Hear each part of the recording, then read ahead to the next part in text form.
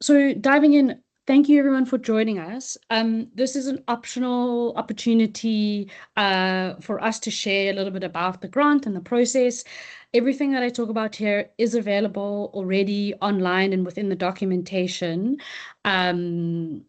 that's publicly available. So I'm not saying anything new. So if we jump right in, the purpose of today is really to go through an overview of the grant application process. So looking at the call for funding and the application process, and then there'll be an opportunity at the end if there are any questions of clarity from any of you here. Just to say outright, we will be making the presentation available as well as the recording post the session to anybody who was here and anybody who wasn't able to attend for reference. If anybody would like this directly emailed to them, you're welcome to put your name, surname, and contact email address into the chat, noting that this waivers the POPIA Act. But if you want, it will be available on the website afterwards. So no need if you don't wish to share your contact information. Great. So just for those of you who don't know us, the Economic Development Partnership, the most important things to say around this is that we are a public beneficiary organization that supports diverse stakeholder interrelations that harness each other's energy, knowledge, and resources for collective impact. Our focus is really on partnering, adaptation, and learning to inspire joint action, which really makes this opportunity for us to work quite closely with the Water and Sanitation's Directorate's Communications and Partnerships branch, such a great opportunity in really fostering community relations with the city. So EDP as an organization, our role in this granting process, just to clarify, is really we're the support partner that's helping the city strengthen its relationships with potential community organizations within its boundaries. And our role is really to act as the contract administrator, ensuring that the process is clear, transparent, and supportive. Diving right in. So as you would have heard, both all the colleagues who introduced themselves, this is the second round of this kind of funding. We are closing off at the moment the first round of funding where 11 organizations were awarded grants. And so we've refined the process a little bit, and we are looking for new opportunities or to further engage with those we've already worked with through this grant funding. Again, all information that I say here is in the terms of reference already and the application. So I'm really just repeating what's already in the documentation.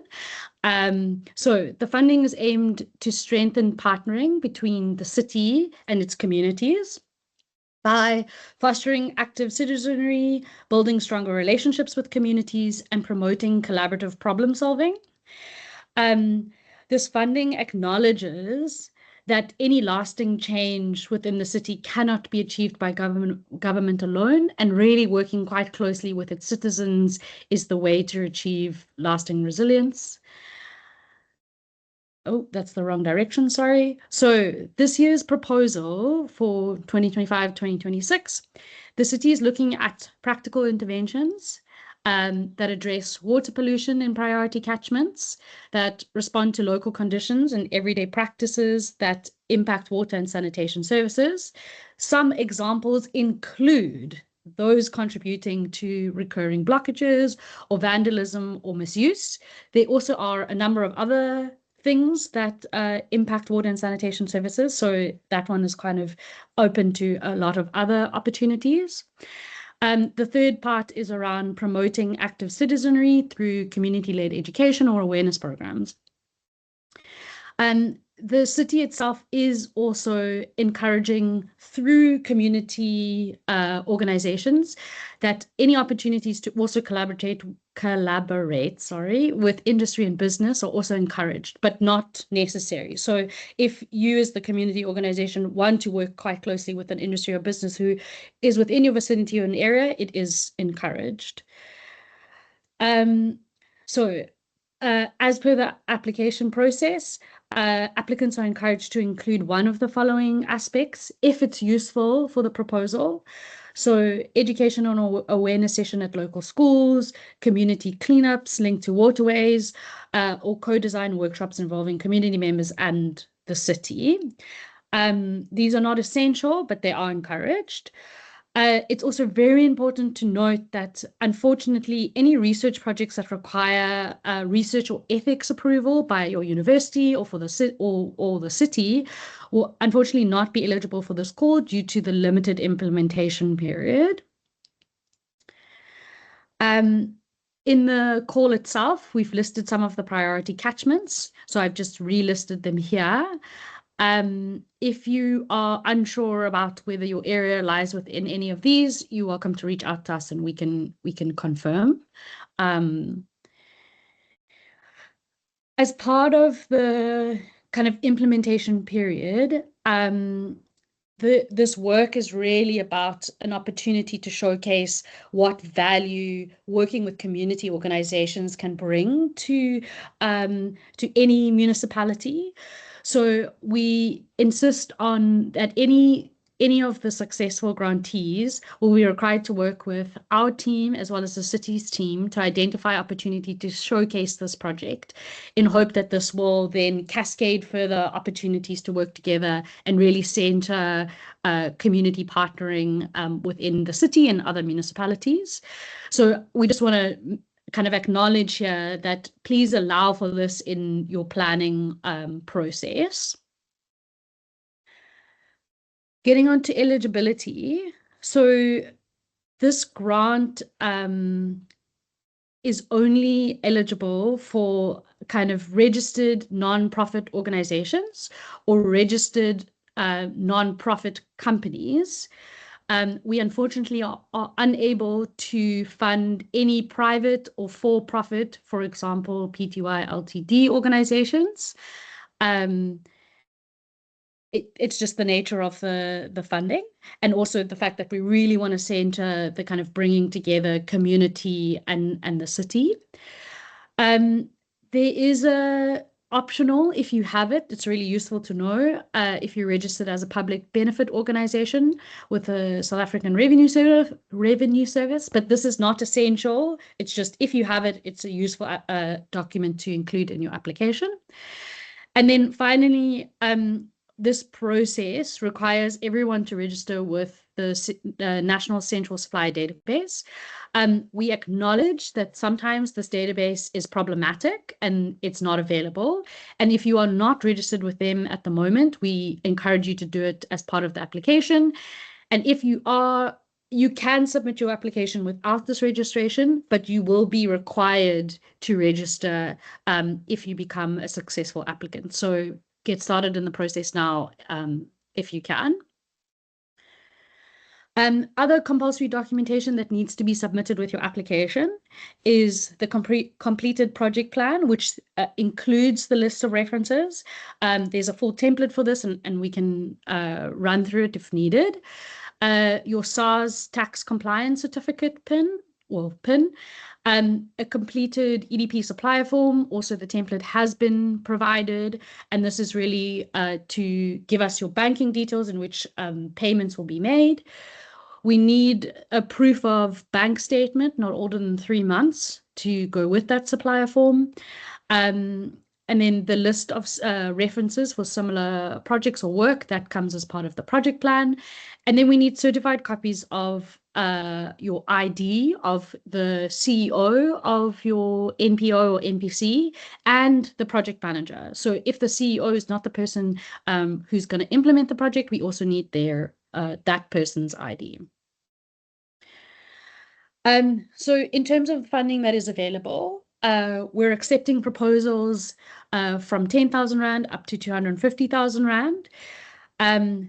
We just acknowledge that sometimes some of the elements of a proposal are not viable within the kind of implementation period or will require additional support.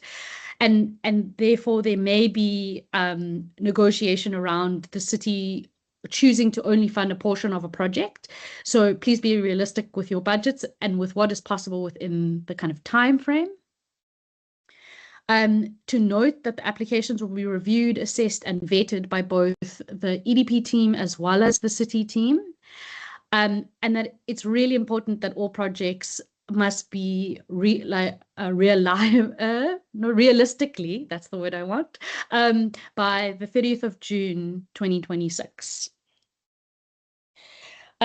Just to note on assessment criteria, basically any proposals that are submitted will be assessed according to these kind of 5 elements, which is the relevance to the city's strategic aims and partnering work, particularly in relation to the Water and Sanitation Directorate. Alignment with priority areas as we listed above, and as I said, water and sanitation priorities. The feasibility of implementing your proposal between kind of February and June 2026. Your ability to demonstrate kind of community involvement or community partnership, and then an assessment of whether the organization has the capacity and ability to deliver. These are all will be drawn out of your submission through the project plan. We've also provided you with an application checklist for your submission. So this includes all the things that you need to submit when sending it through to the Water Grants email. This is just a nice list for you to kind of confirm that you've included everything when submitting your application. We will, if applications are shared before the kind of closing date, we will let you know if something is missing and allow you to submit something, but that has to be done by the 19th of December at 12, the closing date of the submission. Then, as I said, we've provided you a template for the project plan. It's an editable Word document. The template requires you to populate your organization's details, the project manager's details, an overview of what the project entails, how you plan to use the funds, and what is the budget that you are proposing. Some of the expected results. So if you do this work, how will this impact the community or impact the area that you're working?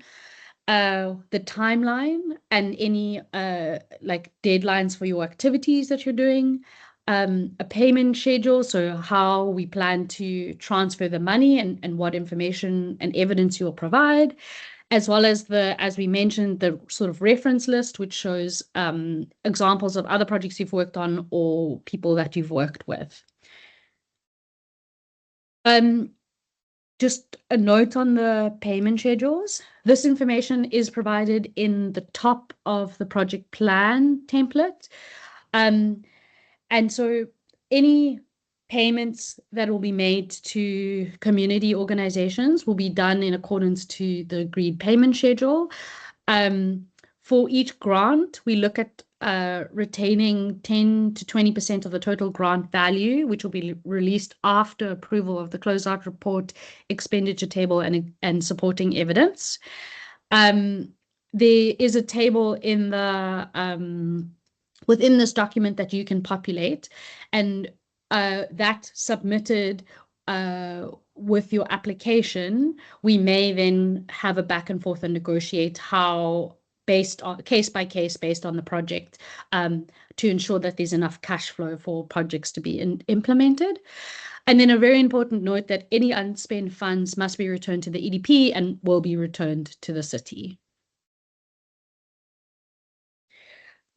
Just so looking at the kind of award to application, just in terms of some of those important dates, which are also listed in the advert, is that we're holding 2 optional briefing sessions, one now and one tomorrow. Then you have about just under 3 weeks, 2 and a bit weeks to submit applications by the 19th of December at 12. Following the submission, the team will start to review applications and shortlisting, which will run from the week of Christmas in December into early mid-January, at which point we will inform the kind of successful applicants, and we're intending to host a sort of contract signing workshop around the 20th of January. This will all be communicated early in January. Basically, following this, there will be some validation and maybe some back and forth around activities and some site visits in the end of January and beginning of February, from at which point communities, the implementers or the grantees will then start with the implementation, depending on your own timelines between February and June.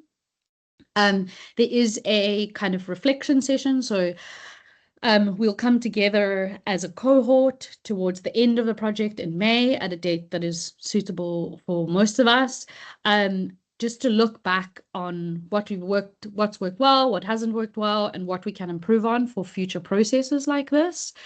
And then projects are due to close on the 30th of June, with about a week window for closeout reports to be submitted by the 8th of July and final payments to be made. In terms of how to apply, basically your applications must be submitted in writing using the project plan template, along with all the compulsory documents that we talked about earlier. They must be sent to this email, watergrants@wcedp.co.za. We will acknowledge your receipt of your application. The closing date is 12 o'clock on the 19th December.